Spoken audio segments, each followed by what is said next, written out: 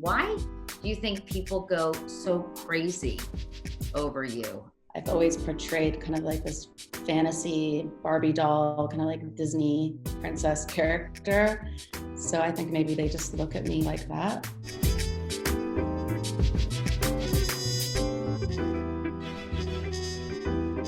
So let's talk about the documentary. What made you want to do it in the first place?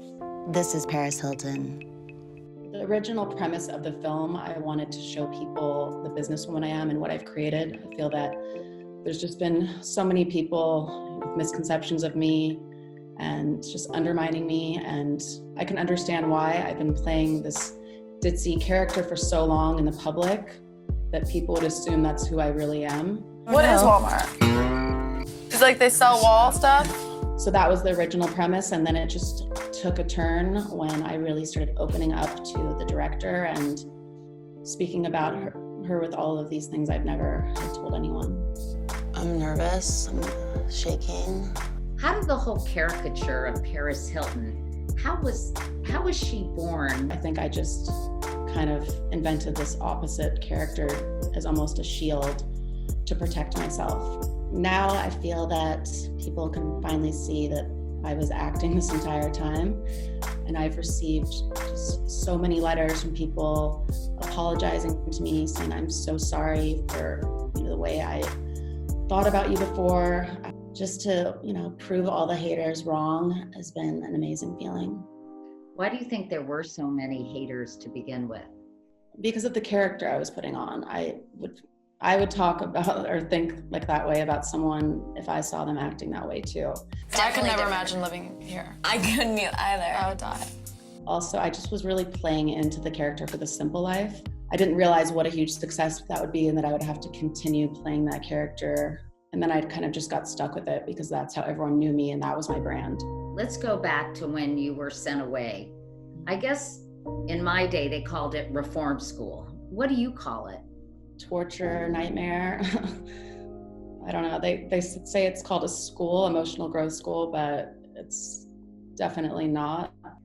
It was just a living nightmare every single day. As soon as I got there, the staff targeted me, and every single day would just be verbally abusive, emotionally abusive, and sometimes get physical. They even had something called solitary confinement. Well, I got sent there. It's basically this small room with no windows, and they would lock the children in there to punish them. And I was sent in there because they kept giving us medication every single day, and I didn't know what they were, and I didn't want to take them because I just felt like a zombie and I was so numb. Why didn't you send Paris an SOS out to your parents? I tried to, but when they would put us on phone calls, everything was monitored. There would be someone sitting right there. So as soon as I started trying to tell them, they hung up the phone and they said, if you ever say another word about this, you were going to get so punished. We were cut off from society, so I couldn't tell anyone. And then when I got out of there, I just didn't want to ever think about it again. I was so grateful to be free that I made a promise to myself that I'm never going to ever tell anyone about this. I'm not going to talk about it. The first time your mom really learned about this was during the course of filming this documentary. They were constantly being abusive in every way.